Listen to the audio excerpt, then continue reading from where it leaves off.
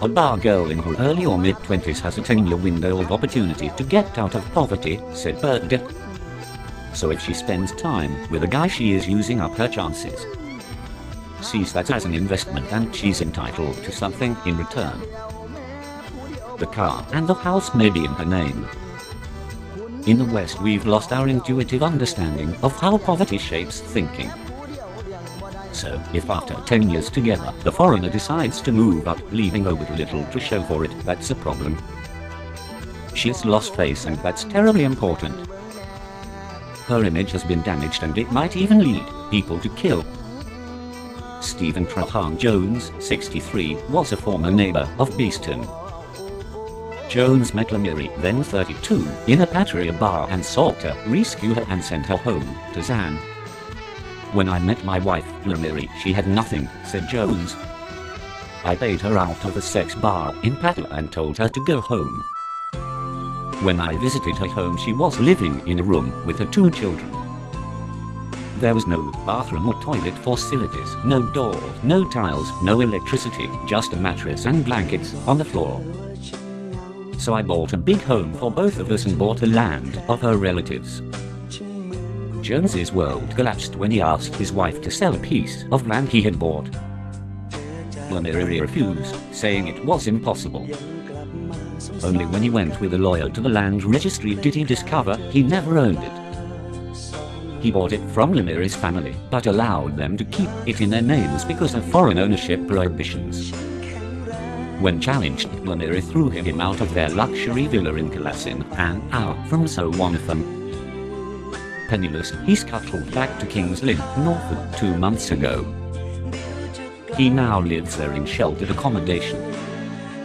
Looking back now, I know my Thai wife had set me up from day one, said Jones last week.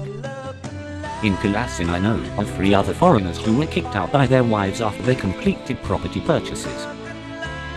They say there's no fool like an old fool. But I did genuinely love Lamiri. I was sold a dream, I guess. A quiet life in the country where food and drink was cheap, the women attentive, and the weather warm. But that's not reality. The reality is that one becomes a captive. Lamiri has a very different account of the breakdown in relations. If Stephen had been a good husband, I would not have asked him to leave, she said.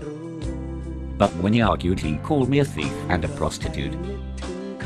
We were quite happy for 4 years, even though he spent a lot of time going out drinking with his foreign friends in the area. Stephen had a house he could have lived in all his life if he respected me as his wife, but at the end I was just his servant. As his own marriage became a bitter property dispute, Beeston saw trouble coming.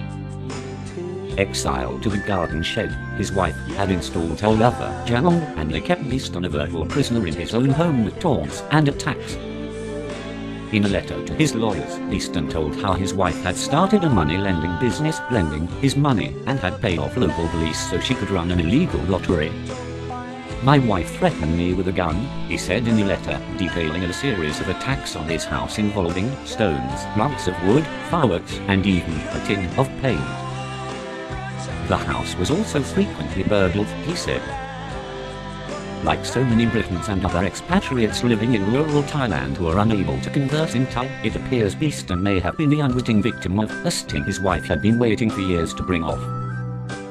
According to his friends, the whole town, even the police chief, knew, but nobody said anything. I thought she loved me, but she only wanted my money after all, Beeston had told his Australian neighbour, Bill Lam. He told me he thought his wife was about to kill him, said Lam. My feeling is that Ian had been paying for one of his daughters from a previous marriage to go to university. This year they both graduated. I just don't think he was needed anymore. She had it all. To be honest, the life of a foreigner isn't worth much around here. Back in Harrington, so one of them house, fists were clenched as the group discussed a fitting revenge for the perpetrators of the Callous Act. The palpable sentiment was it's the worst.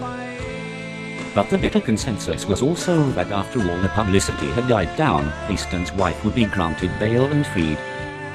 She's got the money, and with money cases just get dropped, said Harrington.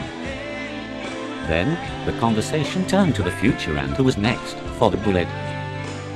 They agree they know the identity of the marked man. He lives about 20 miles away and is having some major problems with his Thai wife.